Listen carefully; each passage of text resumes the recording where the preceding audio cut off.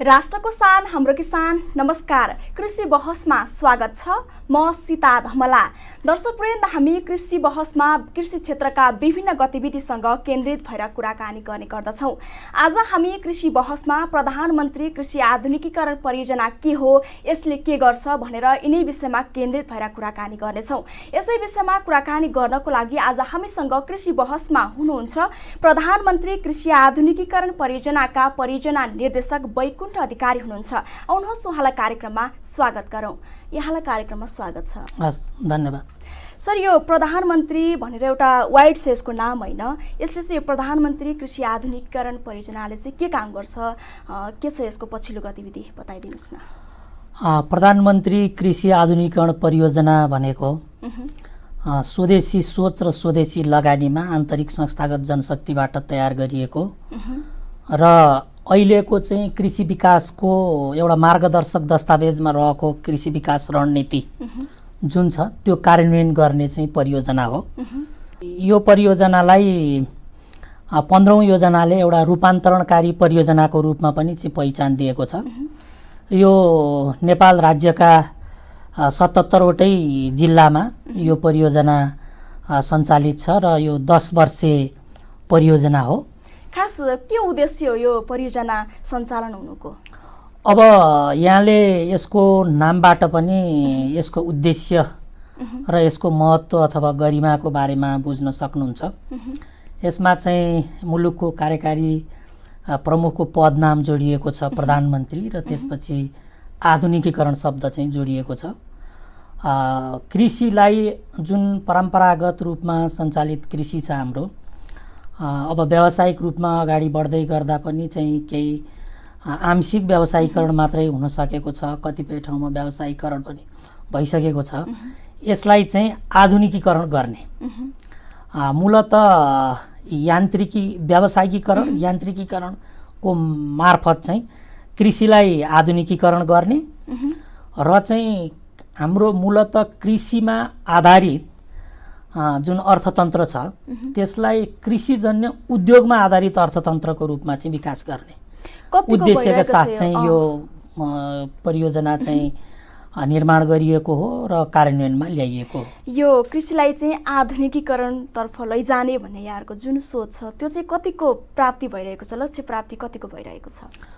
अब यहाँले लक्ष्य प्राप्तिको जुन कुरा गर्नुभयो, लक्ष्य प्राप्ति भइरहेकै छ, तर हामीले जुन किसिमबाट सोच राखेका थियौँ, जुन कुरा परियोजना दस्तावेजमा उल्लेख थियो त्यो अनुसार चाहिँ हुन नसकेको यथार्थता पनि छ र यसले एउटा राम्रै आफ्नो उद्देश्यमा चाहिँ राम्रै प्रगतिहरू हासिल गरिरहेको पनि चाहिँ हामी देख्न सक्छौँ।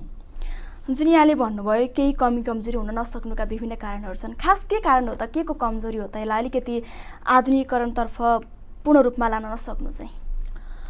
अब के छ भन्नुहुन्छ भने यो परियोजनाले आफ्नो कृषिको कार्यक्रमलाई अथवा आधुनिकीकरण गर्नको लागि 4वटा सम्भागहरू मार्फत चाहिँ अगाडि बढ्ने गरी चाहिँ परियोजना दस्तावेजमा उल्लेख भएको थियो र त्यो अनुसार हामी अगाडि बढिरहेछौँ। त्यसमा पकेट, ब्लक जोन र सुपर जोन भनेर चाहिँ छन्।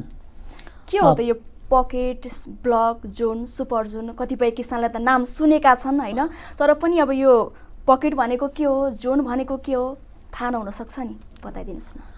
हजुर, अब यो पकेट चाहिँ के हो भन्नुहुन्छ भने एकदम आधारभूत र प्रारम्भिक इकाइ, उत्पादनको चाहिँ आधारभूत र प्रारम्भिक इकाइ हो।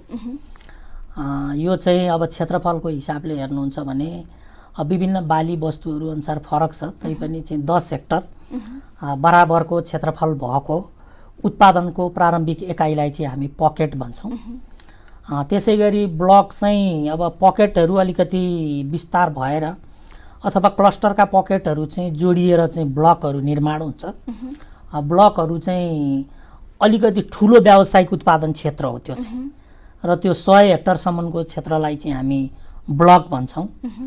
त्यसपछि अब जोन छ। जोनमा चाहिँ अब क्षेत्रफलको हिसाबले हेर्नुभयो भने 500 हेक्टरसम्मकोलाई जोन भन्छौँ। यसमा चाहिँ उत्पादनको साथसाथै प्रारम्भिक प्रशोधनका कामहरू पनि चाहिँ हुन्छन्। त्यसलाई चाहिँ हामी जोन भन्छौँ।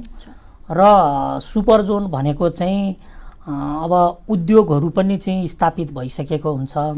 त्यसमा कृषिका ठुला पूर्वाधारहरू, बजार संरचनाहरू पनि चाहिँ बनेका हुन्छन् र कृषि उत्पादन चाहिँ वरिपरिका कृषि उत्पादन चाहिँ त्यहाँको उद्योगसँग चाहिँ जोडिएको हुन्छ। त्यो क्षेत्र चाहिँ हामी सुपर जोन भन्छौँ। Pocket, block, John, super John यिनीहरूको प्रोग्राम तपाईँले सञ्चालन गर्दै गर्दा के कस्ता चुनौतीहरू भोग्नुभयो यहाँहरूले? अब पहिला यहाँलाई म के कुरा बताउँ भने पकेट, ब्लक, जोन, सुपर जोनमा हामीले निश्चित सङ्ख्यामा परियोजना अवधिभरमा चाहिँ पुर्याउने चाहिँ लक्ष्य तोकिएको थियो।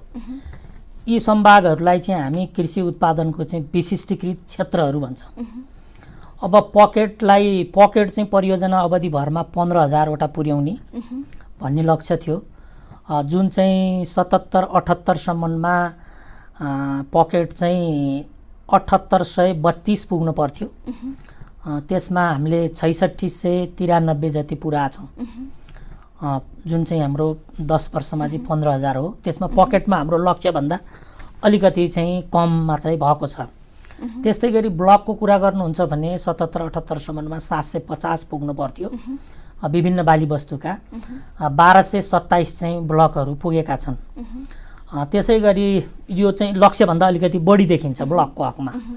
र सुपर जोन चाहिँ हाम्रो परियोजना जोनको पहिला भनौँ, जोन चाहिँ परियोजना अवधिभरमा चाहिँ 300 पुग्नु पर्ने र 77-78 सम्ममा चाहिँ 150 पुग्नु पर्नेमा हाम्रो चाहिँ 114वटा मात्रै चाहिँ जोनहरू निर्माण हुन सकेका छन्। भनेपछि जोन चाहिँ अलिकति लक्ष्यभन्दा कम चाहिँ हामी बनाउन सकिरहेछौँ। र सुपर जोन चाहिँ परियोजना अवधिभरमा 21वटा र 77-78 सम्ममा 11वटा बन्न पर्नेमा चाहिँ 16वटा बनिएको छ। भनेपछि लक्ष्यभन्दा बढी चाहिँ सुपर जोन बनिएको छ। 4वटा सम्भागको तपाईँले हेर्नुभयो भने सुपर जोन र ब्लक लक्ष्यभन्दा अलिकति अगाडि धेरै भएको छ। पकेट र जोन चाहिँ लक्ष्यभन्दा कम भएको अवस्था छ।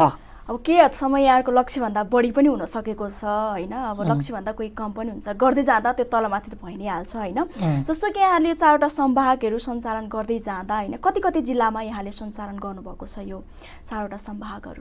हाम्रो 77 जिल्लामा छ विभिन्न बाली वस्तुका। र हाम्रो कार्यालय यी कार्यक्रमहरू कार्यान्वयन गर्ने चाहिँ 58वटा परियोजना कार्यान्वयन एकाइहरू भन्छन्, त्यो छ। अब काठमाडौँ उपत्यकामा चाहिँ 3वटा जिल्लाको लागि एउटा परियोजना कार्यान्वयन एकाइ छ। अरू 17वटा जिल्लाको 17वटा परियोजना कार्यान्वयन एकाइले चाहिँ 2वटा जिल्ला हेर्छ र बाँकी चाहिँ एउटा हेर्ने हुनाले एउटा परियोजना कार्यान्वयन एकाइले एउटा मात्रै जिल्ला हेर्ने गरी त्यसरी चाहिँ 77 जिल्लामा विभिन्न बाली वस्तुको चाहिँ त्यसरी सञ्चालन भइरहेको अवस्था छ। यो प्रधानमन्त्री कृषि आधुनिकीकरण परियोजना जुन योजना छ नि, यो योजनाबाट चाहिँ किसानहरूको लागि चाहिँ यहाँले अनुदानहरू पनि राख्नु भएको छ कि छैन? होइन, अनुदानको कार्यक्रम पनि छ, उहाँहरूको क्षमता विकासको कार्यक्रमहरू पनि छ। विभिन्न बाली वस्तु अनुसारको चाहिँ हाम्रो कार्यक्रमहरू छन्। कुन कुन बाली वस्तुको लागि चाहिँ यहाँले बढी प्राथमिकता दिनुभएको छ? यहाँले एकदम सही कुरा उठाउनु भयो। हामीले कृषि, पशुपन्छी र मत्स्यका सबै बाली वस्तुमा काम गर्दैनौँ। 15वटा बाली वस्तुमा काम गर्छौँ। त्यसलाई चाहिँ हामीले राष्ट्रिय प्राथमिकता प्राप्त बाली वस्तु भन्छौँ। राष्ट्रिय प्राथमिकता बाली वस्तुहरू 15वटा चाहिँ के छन् भन्नुहुन्छ भने धान, मकै, गहुँ, तरकारी, आलु, सुन्तलाजात फलफुल, स्याउ, आँप, केरा। त्यसपछि दुधमा हाम्रो गाई र भैँसी छ। त्यसपछि माछा, अनि मासुमा चाहिँ बाख्रा र बङ्गुर छ। त्यसपछि हाम्रो निर्यात प्रवर्धन बालीहरू भनेर अलैँची, अदुवा बेसार र कफी छ। त्यसपछि दलहन र तेलहन बालीमा चाहिँ हाम्रो भटमास, तोरी, मुसुरो लगायतको बाली मात्रै छ। अनि त्यसपछि गएर चाहिँ मौरी छ। हामी सबै बाली वस्तुमा काम गर्दैनौँ। यो राष्ट्रभरिको देशभरिको हिसाबमा यो 15वटा भए, तपाईँ जिल्लामा जानुहुन्छ भने फेरि यो 15वटै छैन। हामी जिल्ला अनुसार चाहिँ अब अलि उच्च पहाडका ठाउँ अनुसार उच्च पहाडकोमा चाहिँ 4वटासम्म र तराईकोमा चाहिँ 6वटासम्म बाली वस्तुमा छ। भनेपछि हामी यो 4 देखि 6वटा एउटा जिल्लाको हिसाब गर्दा 4 देखि 6वटा बाली वस्तुमा चाहिँ हामी काम गर्छौँ। अनि र यो बाली वस्तु छनौटको पनि एउटा हामीले आधार छ। मूलत आधारभूत खाद्यान्न र पोषण सुरक्षामा टेवा पुर्याउने बाली वस्तुहरू हुन् हामीले यो छनौट गरेका। पहिलो आधार थियो। दोस्रो आधार चाहिँ आयात प्रतिस्थापन हो र तेस्रो आधार चाहिँ हाम्रो निर्यात प्रवर्धन हो। यो 3वटा आधारभित्र चाहिँ हाम्रो यो 15वटा बाली वस्तु छ र त्यो अनुसारका चाहिँ अब देशभरिमा हामीले जस्तो चाहिँ धान पहिलो नम्बरमै आउँछ हाम्रो होइन। धानको चाहिँ हाम्रो विभिन्न जिल्लाले यसलाई प्राथमिकतामा राखेको छ। धान जस्तो 34वटा जिल्लासम्मले चाहिँ प्राथमिकतामा राखेको छ। मकै 27वटा जिल्लाले, त्यस्तै गरी चाहिँ अब तरकारी 46वटा जिल्लाले, बाख्रा चाहिँ 38वटा जिल्लाले यसरी प्राथमिकतामा राखेको छ र त्यो अनुसार नै त्यो प्राथमिकताको बालीमै हाम्रो pocket block John super John चाहिँ सञ्चालन हुने हो। र यहाँले जुन के कार्यक्रम चलाउनुहुन्छ भनेर जुन जिज्ञासा राख्नु भएको छ त्यसमा चाहिँ विशेष गरी अब हामीले उत्पादन र उत्पादकत्व वृद्धिसँग सम्बन्धित कार्यक्रमहरू छन्। त्यसपछि लागत न्यूनीकरणसँग सम्बन्धित मेसिनरी औजारहरूको उपकरणहरूको प्रयोग गरेर लागत न्यूनीकरणसँग सम्बन्धित कार्यक्रमहरू छन्। त्यसपछि यसका चाहिँ अब मूल्य अभिवृद्धि गर्ने किसिमका चाहिँ अब जस्तो प्रशोधन उद्योगसँग सम्बन्धित, बजारीकरणसँग सम्बन्धित, प्याकेजिङ ब्रान्डिङसँग सम्बन्धित त्यस्ता चाहिँ यो मूल्य अभिवृद्धिसँग सम्बन्धित कार्यक्रमहरू छन् भने त्यसै गरी चाहिँ यो क्षमता विकाससँग सम्बन्धित हाम्रो कर्मचारीको अथवा किसानहरूको चाहिँ क्षमता विकाससँग सम्बन्धित तालिम लगायतको त्यस्तो खालको चाहिँ कार्यक्रमहरू यी बाली वस्तुमा विभिन्न जिल्लामा चाहिँ हामी त्यसरी सञ्चालन गर्छौँ। भनेपछि यहाँहरूको पहुँच एकदम वाइड रूपमा सबै जिल्लामा पुगेको छ होइन। जस्तो कि किसानले अनुदान पाउनको लागि चाहिँ कति उत्पादन गर्नुपर्छ भन्ने यहाँको जुन होला नि त, यति उत्पादन गरेर चाहिँ यति अनुदान पाउने भन्ने के छ यसमा? यहाँले एउटा राम्रै र सही प्रश्न गर्नुभयो। अब उत्पादन अनुसार चाहिँ हामीले यो दिनपर्ने उत्पादनमा आधारित, प्रतिफलमा आधारित अनुदान दिनपर्ने त्यो प्र्याक्टिस पनि चाहिँ सुरु गरेका थियौँ। तर हामीले अहिले अब हाम्रो कृषि चाहिँ जानपर्ने तपाईँले भनेकै जस्तो उत्पादन बढी गर्नेलाई अनुदान दिने किसिमले प्रतिफलमा आधारित उत्पादनै दिनुपर्ने हो। तर अहिलेसम्मको चाहिँ हामीले त्यसमा हामीसँग एउटा सही किसिमको भन्नुहोस् न अब तथ्याङ्कको आधारहरू, डाटाबेसहरू नभएको कारणले गर्दा पनि र यो अलिकति कार्यान्वयन गर्न चाहिँ अप्ठ्यारो भएको कारणले गर्दाखेरि पनि उत्पादनमा आधारित अनुदानलाई हामीले अगाडि बढाउन सकेका छैनौँ। तैपनि एउटा सहकारीहरू मार्फत कारोबार भएको आधारमा चाहिँ त्यसलाई बढाउन सकिने एउटा आधार पनि छ। तर मूलतः हामीले अहिले चाहिँ इनपुट बेस्ड इन्सेन्टिभ भन्नुहोस् अथवा चाहिँ अनुदान भन्नुहोस् त्यसमै केन्द्रित छ। अब तपाईँको बिउमा, सिँचाइमा, औजार उपकरणमा त्यसैमा चाहिँ आधारित छ हाम्रो अहिले अनुदान चाहिँ। जस्तो कि अहिले पछिल्लो समय के भइरहेको छ भने किसानहरू पनि कृषिप्रति धेरै नै आकर्षित भएका छन्। अहिलेका नयाँ पुस्ताहरू पनि कृषिप्रति एकदम आकर्षित नै भएका छन्। जस्तो कि अलिकति जो बढी कृषिमा लागि पर्छ नि वास्तविक किसानले चाहिँ अनुदान पाएका छैनन् भन्ने पनि गुनासो आइरहेको छ। यसलाई कसरी लिनुहुन्छ यहाँले? अब यहाँले भन्नुभएको गुनासो चाहिँ एकदम आम रूपमा सुनिन्छ। तर हामी अब त्यहीँ बसेर काम गरिरहँदा चाहिँ के अनुभव गर्छौँ भनेदेखि जति बाहिर सुनिएको छ त्यो चाहिँ होइन, पटक्कै होइन। वास्तविकता के हो त? अब म भन्दैछु यसमा, अब जति सुनिएको छ त्यो चाहिँ पटक्कै होइन। तर यो गुनासो फेरि बिल्कुलै नाजायज पनि होइन। कतिपय अवस्थामा तपाईँले भनेकै जस्तो अवस्था पनि देखिन्छ। तर धेरैमा चाहिँ किसानले पाइरहेकै छन् भन्ने चाहिँ मेरो बुझाइ, देखाइ र भोगाइ छ धेरैमा चाहिँ होइन। त्यसले गर्दाखेरि चाहिँ तर बाहिर आउँदाखेरि चाहिँ केही उदाहरणहरूलाई लिएर आम बनाइयो। आम चाहिँ त्यसरी बनेको छ, धेरैको बुझाइ चाहिँ त्यो छ। र तपाईँले भनेको जस्तो अब फेरि कुरा के पनि छ भन्नुहुन्छ भने एक थरी अब यो अनुदान कसरी पाइन्छ, अनुदान कसरी पाइन्छमा मात्रै ध्यान केन्द्रित गरेर लागि पर्नेहरू पनि छन्, नभएको होइन। तर त्यति हुँदाहुँदै पनि हाम्रो अब एउटा नियम छ होइन, एउटा कार्यविधि छ, एउटा विधि छ, प्रक्रिया छ। त्यसमा बसेर चाहिँ अब काम गर्ने हुनाले हामीले होइन अब कहीँ कतै चाहिँ त्यस्तै गरी कमी कमजोरी भएको, झुक्क्याइएको भए तापनि आम रूपमा त्यो चाहिँ छैन नै भन्न सक्छु म यहाँ बसेर आफू काम गरिरहँदा चाहिँ। जे होस् अनुदानको उपलब्धि चाहिँ राम्रो नै देखिन्छ केही हदसम्म। कसैले नराम्रो मान्छन्, कसैले राम्रो मान्छन्, तर पनि देखावटी रूपमा राम्रो नै मान्न सकिन्छ यहाँको अनुसार। हजुर, म यसमा एउटा कुरा के पनि थप्न चाहेँ भने वास्तवमा त्यो दुरुपयोगहरू पनि भएका छन्, त्यसलाई पनि हामीले अब सिकेर बुझेर न्यूनीकरण गर्नुपर्छ। र आम रूपमा के एउटा अपिल पनि गर्न चाहन्छु भने जस्तो हाम्रो PMEMPकै हामी 5औं वर्षसम्म चाहिँ कार्यक्रम सञ्चालन गर्दा कुन कुन ठाउँका कुन कृषकले के विषयमा कति अनुदान प्राप्त गर्नुभएको छ, कृषकले व्यवसायीले, त्यसको चाहिँ अभिलेख हामीसँग छ, प्रकाशित अभिलेख छ, त्यो वेबसाइटमा पनि छ र किताबको रूपमा चाहिँ पनि चाहिँ त्यो छ। त्यसलाई हेरौँ र वास्तवमै कति दुरुपयोग भएको रहन्छ भन्ने कुरोमा यहाँहरू जस्तै चाहिँ अब कृषिसँगै सम्बन्धित मिडियाकर्मीहरू हुनुहुन्छ होइन, अरू आम सरकारवालाहरू पनि चाहिँ हुनुहोला, अब नागरिक समाजदेखि लिएर अब यो कृषिसँग सरकार रहनेहरूले, उहाँहरूले पनि हेरेर यदि वास्तवमा त्यस्तो भएको ठाउँमा चाहिँ औँला ठडाइदिनु भयो भने आगामी दिनमा चाहिँ करेक्सन गर्नको लागि यो अनुदान प्रवाह अथवा कृषि प्रविधि विकासमा प्रवाहमा संलग्न निकायहरूलाई पनि चाहिँ एउटा सहयोगै पुग्छ र समग्रमा कृषि विकासलाई सहयोग पुग्छ। मुलुकको चाहिँ जुन कृषिमा लगानी गरिरहेछ राज्यले त्यसको चाहिँ दुरुपयोग हुन पाउँदैन।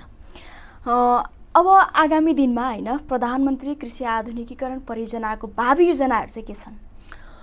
अब भावी योजना यहाँले जुन भन्नुभयो, मैले अलिकति यहाँलाई पकेट ब्लक जोन, सुपर जोनहरूमा चाहिँ कतिपय सम्भागको चाहिँ हाम्रो लक्ष्य अनुसारको प्रगति हासिल भइराखेको छैन भन्ने कुराहरू एउटा भनेको थिएँ। त्यसमा चाहिँ अब केही कारणहरू छन्। जस्तो म पहिला यहाँलाई यो कारणहरू सहित अनि त्यसपछि हाम्रो आगामी उहरू भन्न चाहन्छु। अब यो पकेट ब्लक जोन, सुपर जोनमा पकेट चाहिँ हाम्रो स्थानीय तहबाट सञ्चालन हुन्छ, ब्लक चाहिँ प्रदेश सरकार अन्तर्गतको निकायबाट सञ्चालन हुन्छ र जोन र सुपर जोन चाहिँ सङ्घ अन्तर्गतको यो परियोजनाको आफ्नो संयन्त्रको जुन मैले अघि भनेको थिएँ 58वटा कार्यालयहरू त्यहाँबाट सञ्चालन हुन्छन्। अब त्यसमा के छ भन्नुहुन्छ भने जोन सुपर जोनको सङ्घबाट सञ्चालन हुने र पकेट र ब्लकबाट सञ्चालन हुने कार्यक्रमको बजेटलाई हेर्नुभयो भने पकेट ब्लकमा 60% भन्दा बढी बजेट चाहिँ एलोकेट भएको अवस्था छ र जोन र सुपर जोनमा चाहिँ 40% भन्दा कम चाहिँ भएको अवस्था छ। अब पकेट र ब्लक चाहिँ त्यति प्रभावकारी हुन सकेका छैनन्। पकेट र ब्लकहरूले अलिकति आकार ग्रहण गर्दै विकास हुँदै चाहिँ जोन सुपर जोनसम्म पुग्ने हो। अब त्यो किन प्रभावकारी हुन सकेका छैनन् भने 2-3वटा कुरा छ। एउटा पकेट र ब्लक सञ्चालन गर्ने हाम्रो स्थानीय तह र प्रदेश सरकारसँग जनशक्तिको कमी छ, एउटा पहिलो कुरा। दोस्रो कुरो चाहिँ यो परियोजनाको मर्म र भावना अनुसार सञ्चालन गर्नको लागि उहाँहरूलाई चाहिँ बुझाइको कमी छ, त्यसलाई हामीले बुझाउन सकिरहेका छैनौँ। जनचेतनाको अभावका कारण पनि जनचेतना भन्दा पनि अब त्यो कार्यक्रम कार्यान्वयन गर्ने निकायको कुरो भन्न खोजेँ मैले, र जनचेतनाको कुरो पनि सँगसँगै आइहाल्छ त्यसमा। अनि उहाँहरूको त्यो बुझाइको चाहिँ अलिक कमी छ र त्यसमा हामीले बुझाउन सकिरहेका छैनौँ। र उहाँहरूको फेरि आफ्नै स्रोतको पनि कार्यक्रमहरू हुन्छन्, कृषि कार्यक्रमहरू योभन्दा धेरै हुन्छन् र यो कार्यक्रम चाहिँ कम प्राथमिकतामा पर्ने गरेको छ। एउटा कुरो त्यो छ समस्याको रूपमा। अनि अर्को चाहिँ जुन यो परियोजना दस्तावेजले लक्ष्य गरे अनुसारको, प्रक्षेपण गरे अनुसारको बजेट चाहिँ विनियोजन भइराखेको छैन। जस्तो वार्षिक रूपमा 12-13 अरब चाहिँ बजेट विनियोजन हुन पर्नेमा यस्तै 7-8 अरबकै हाराहारीमा मात्रै बजेट विनियोजन भएको छ। अनि त्यसपछि जति किसिमबाट जनशक्ति परिचालन गर्ने भनिएको थियो त्यो किसिमबाट चाहिँ जनशक्ति परिचालन भइरहेको छैन। यसले गर्दाखेरि चाहिँ अब यो परियोजनाको यी कारणहरूले गर्दा लक्ष्य अनुसारको प्रगतिमा चाहिँ अलिकति कमी भएको अवस्था हो। हामी कार्यक्रमको अन्त्यमा छौँ, अन्त्यमा के भन्न चाहनुहुन्छ? अब अन्त्यमा म के भन्न चाहन्छु भने यो परियोजना विगतमा भन्दा अहिले अलिकति गति लिएको अवस्था देखिरहेछौँ, हामीले बुझिरहेछौँ आम रूपमा। हामी यहाँभित्रै काम गर्नेहरूको एउटा आत्मविश्वासको रूपमा पनि र बाहिर पनि चाहिँ त्यसै गरी नै बुझ्न थालिएको अनुभव भएको छ। हामी चाहिँ अब यसलाई जुन मैले अघि भने हाम्रो कर्मचारीको अलिकति क्षमता विकास गर्दै उहाँहरूको मनोबललाई उच्च बनाउँदै अधिकतम रूपमा चाहिँ हामी कर्मचारी परिचालन गर्न चाहन्छौँ। यो परियोजनाले एउटा काम र दोस्रो काम चाहिँ जुन पकेट र ब्लक सञ्चालन गर्ने स्थानीय तह र प्रदेश हो जहाँ चाहिँ 60% भन्दा बढी बजेट चाहिँ एलोकेट भएको छ, त्यहाँ चाहिँ हामी उहाँहरूलाई यो कार्यक्रमको बारेमा बेलैमा बुझाएर यो कार्यक्रमको प्रोजेक्टको जुन मर्म र भावना हो त्यो अनुसार चाहिँ कार्यान्वयन गर्न सञ्चालन गर्नको लागि हामी स्थानीय तह र प्रदेशलाई चाहिँ सहयोग गर्न चाहिँ चाहन्छौँ र यसरी चाहिँ अब यो प्रोजेक्टलाई थप गति दिएर जुन चाहिँ यहाँले पनि अगाडि भन्नुभएको मैले पनि भने अब यो प्रोजेक्टको नाम अनुसारको जुन गरिमा छ, देशको कार्यकारी प्रमुखको नाम जोडिएको र आधुनिकीकरण शब्द जोडिएको, त्यसलाई चाहिँ त्यसको मर्मलाई चाहिँ पक्रेर अगाडि बढ्ने गरी चाहिँ हामी यो परियोजनालाई अगाडि बढाउन चाहिँ चाहन्छौँ। हवस् त, कार्यक्रमको लागि समय दिनुभयो, यहाँलाई धेरै धेरै धन्यवाद। हस्, यहाँलाई पनि चाहिँ हाम्रो परियोजनाको बारेमा भए गरेका गतिविधि र हामी अब अगाडि कसरी बढ्न चाहन्छौँ भन्ने बारेमा चाहिँ मेरो आफ्नो धारणाहरू बुझाइहरू राख्ने चाहिँ एउटा अवसर दिनुभयो। यहाँहरूको चाहिँ यो कृषिमा चाहिँ एउटा डेडिकेटेड रूपमा लागिरहनु भएको किसान टेलिभिजन यो यहाँ र यहाँको सम्पूर्ण परिवारलाई चाहिँ म धन्यवाद दिन चाहन्छु र आभार प्रकट गर्न चाहन्छु र यो टेलिभिजनको चाहिँ कृषि क्षेत्रमा योगदान अझ बढ्दै जाओस् भन्ने शुभकामना पनि व्यक्त गर्न चाहन्छु। यहाँलाई धेरै धेरै धन्यवाद। दर्शकवृन्द, उहाँ हुनुहुन्थ्यो प्रधानमन्त्री कृषि आधुनिकीकरण परियोजना निर्देशक वैकुण्ठ अधिकारी। आजलाई कार्यक्रम कृषि बहस यति नै। अर्को दिन फरक विषयवस्तु र फरक विज्ञका साथ उपस्थित हुनेछु। अहिलेलाई बिदा दिनुहोस्। नमस्कार।